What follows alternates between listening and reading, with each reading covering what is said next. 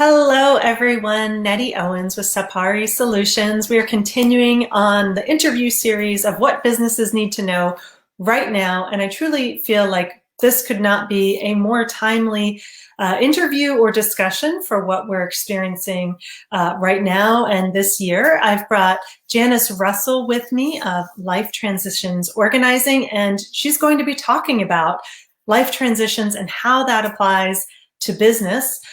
We've been through this year. This year has been all about life transition. It's just like one big life transition.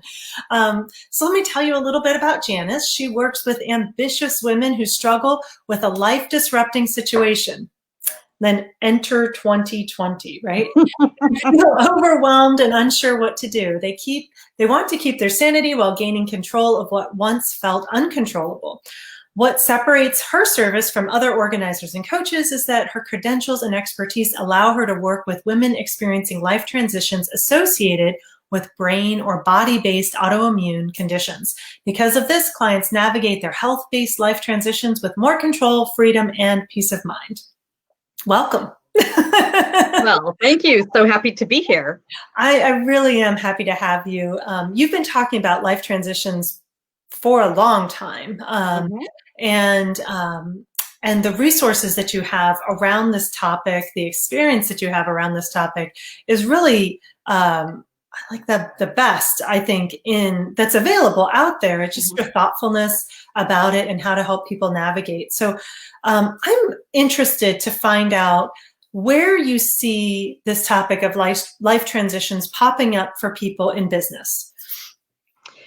Well, it's really interesting because if you think in terms of life transitions, such as in the professional world, you may have a promotion or you may get new job responsibilities. In the family world, you may get, a relationship status change or a family addition or aging parents that you have to deal with. And in the personal area, there's things like moving and medical.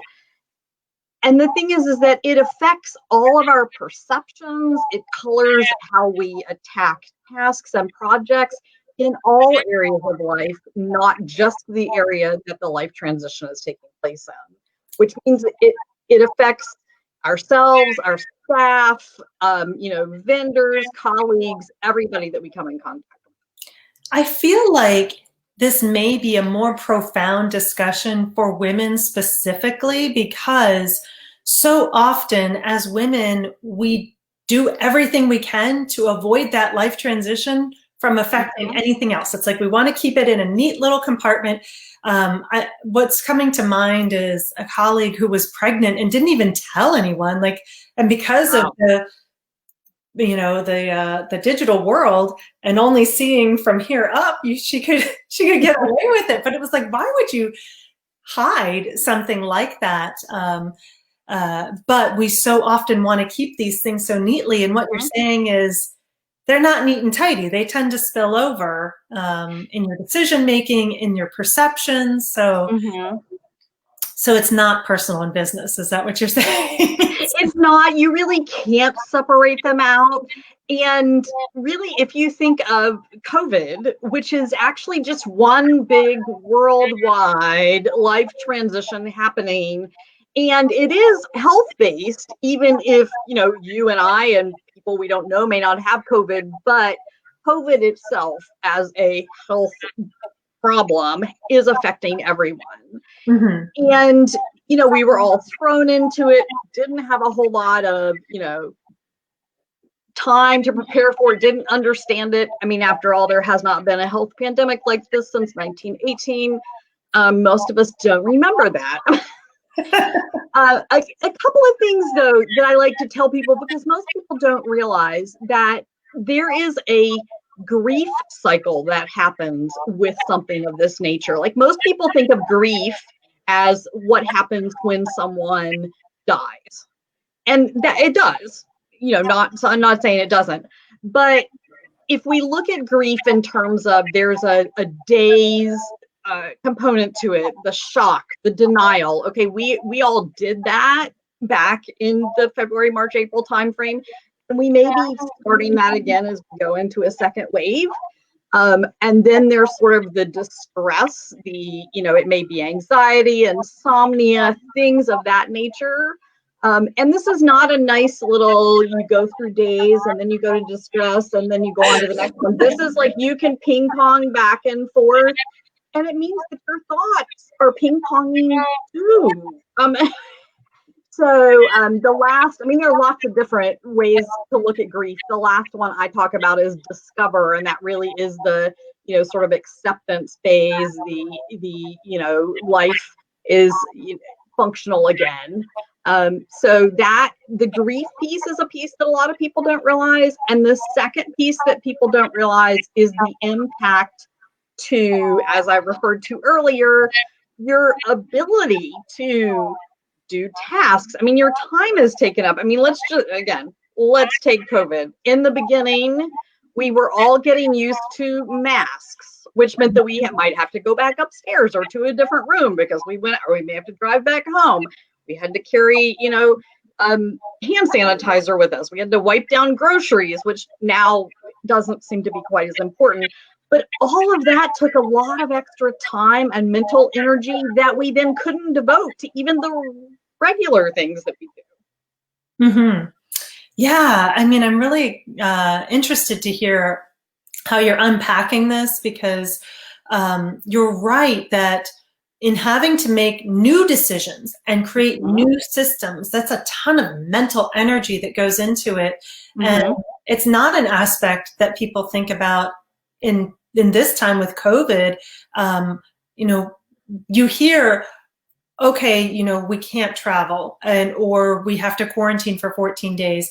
And you don't think about how much other stuff you then need to do or arrange because of that change in routine.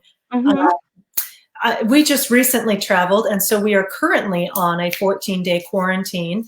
I'm excited about the fact that my car will have 0 miles on it for the next 2 weeks. Save gas, right? But that means now grocery shopping is done online. I have to make sure I plan ahead enough that I can have the delivery by the time that I'm ready for it. No holidays, no travel for Thanksgiving. And I think the grief that you mentioned is so important here, because we are seeing this second wave resurgence. So many of us thought we would be done by now. We didn't think the holidays would be affected. So that grief around sometimes an already difficult time for people is made even more difficult by adding this new layer on top of it. So you don't just do life transitions in COVID, although, I'm right. It's so great to be able to have you bring this conversation. But what are some tools or tips or ideas for recognizing I'm in a life transition, now what? Well, because I concentrate on those that are health-based, it is often, either a new diagnosis. And again, that can be everything from, physical, like, have to have a knee replacement, to, maybe there's a new autoimmune disorder that's just been diagnosed. So there's that piece. It can also be something that you've had for a while that maybe is now causing new problems. So, for example, people with ADHD, especially women who are often diagnosed later on anyway, when they have either a job and or children and some structure to their schedule, they manage their ADHD pretty well. But when either of those goes away, poof, all of the management pieces go away. And so help with that from an organizing productivity point of view. So coming up with kind of new systems in light of the diagnosis that they're experiencing. Exactly. You have some really great resources for folks that are facing life transitions. Can you tell us just briefly about that and where to find it? Sure. So on lifetransitionsorganizing.com, in the lower left-hand corner, there is a sign up for my electronic newsletter. And when you sign up now, there are several free items that you will be able to download, one about passwords, one about schedule, and one about stuff. And then I do have regular blog entries and stuff too. So I try as much as possible to get the word out. Awesome. Thank you so much. This has been a great conversation. I really appreciate you being here. Sure.